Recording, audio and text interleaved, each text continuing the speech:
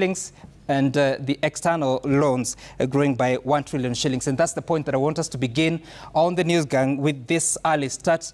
I don't know what for you, Yvonne, kicks, because lots of talk about improving the status of the economy, but very mixed statistics that we see.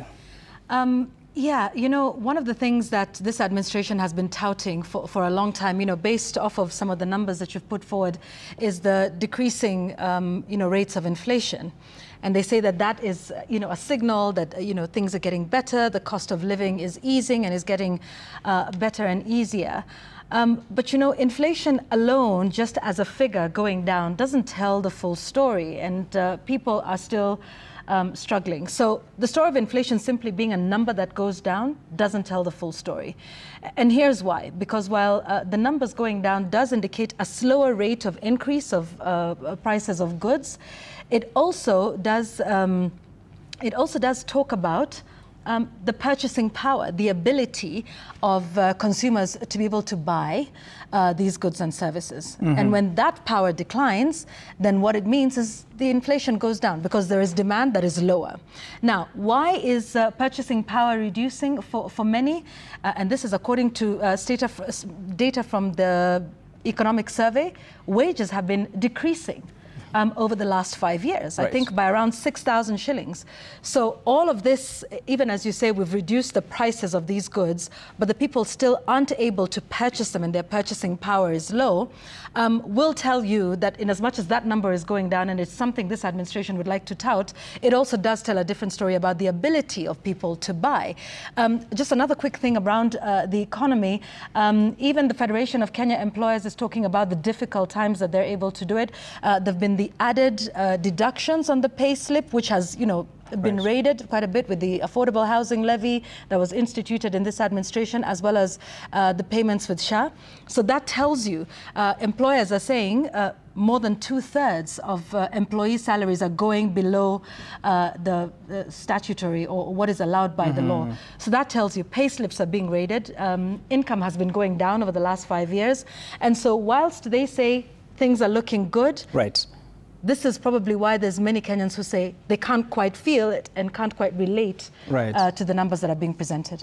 Let me cross to the gentleman on the far right. Because when you look at a lot of explanation, including the government-to-government deal that was extended to December of 2025, which is this year, but on the basis of the absolute terms, fuel is more expensive. What has this meant for businesses, but also how people are able to go about their daily lives? You see, when the cost of fuel, especially petrol per litre, goes up, automatically the cost of manufacturing goes up, the cost of transport goes up, and everything that is attendant to it. It therefore means that whatever it is that you are buying today will have a net effect on that increase. The problem I have with this government is that some of the things they say, especially on issues to deal with the economy, are very promissory. They're things that are based on paper, but in actual sense, some of those things take time so that the Kenyan person can feel the desired effect. So what should be done? I think right from the beginning, the president ought to have acknowledged that we are going to have a very rough ride.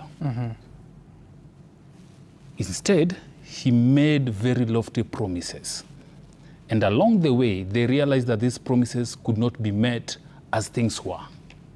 So the Kenyan person has got this mindset that you told us things would be easy, but things are not being easy. Right.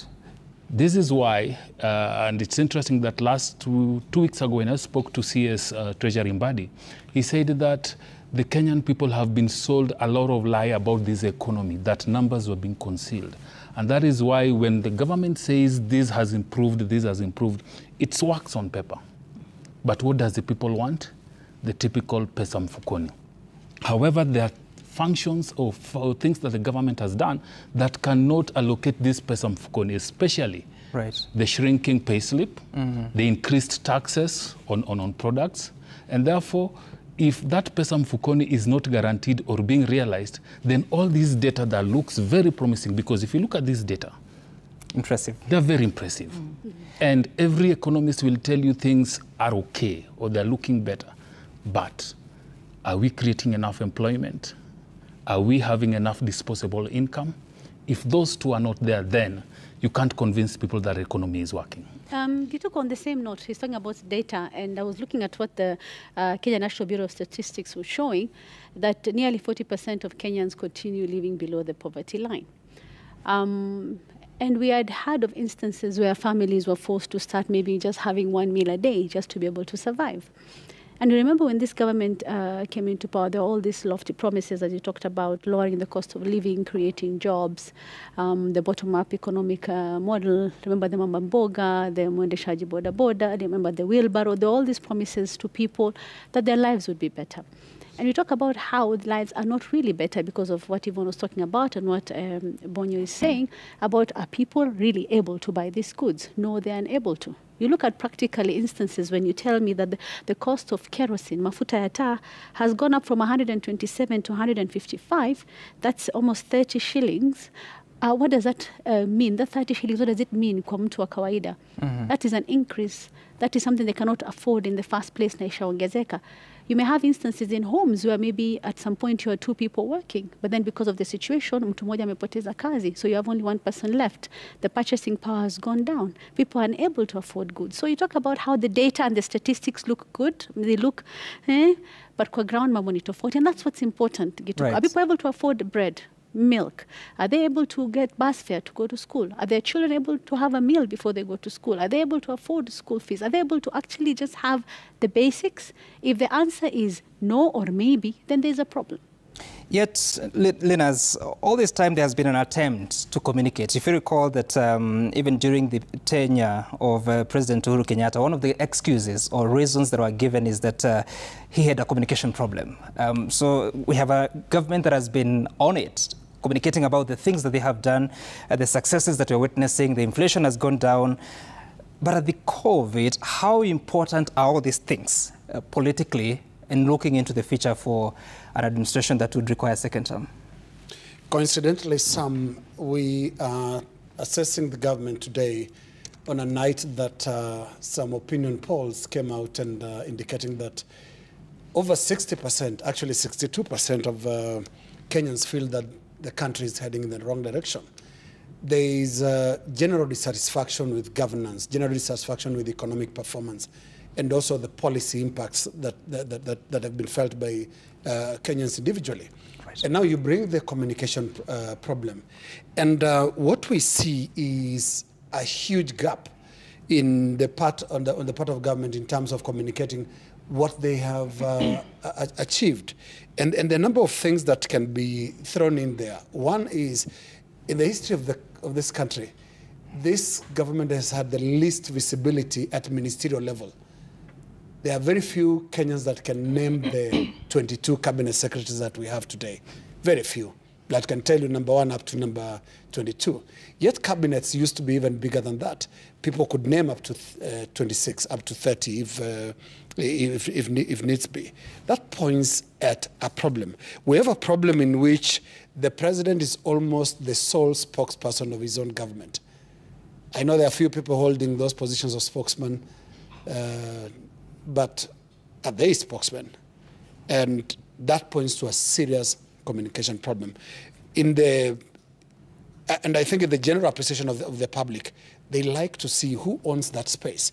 And I think there are cabinet secretaries that have stood out. Right. When you look at Mbadi, for example, in finance, he stepped forward. You know, this is the man in charge of finance. But if you were to go down the list of cabinet secretaries, those gaps are also showing and also translating to the communication problem that you are referring to. You have to see a minister to understand a ministry. And you don't wait for the president to be the minister. And, you know, that is also becoming a great dilemma for the government. And you recall that there were many ministers, many CSs that were let go in the first major, actually it was the disbandment of the entire cabinet, sometime last year. There are CSs that you had not heard or seen on the ground. Some sort of one line on communication. You can't communicate your way out of a poor situation. You just can't. No amount of words can change what is really on the ground. Right. Communication isn't just what is said, but it's also what is felt.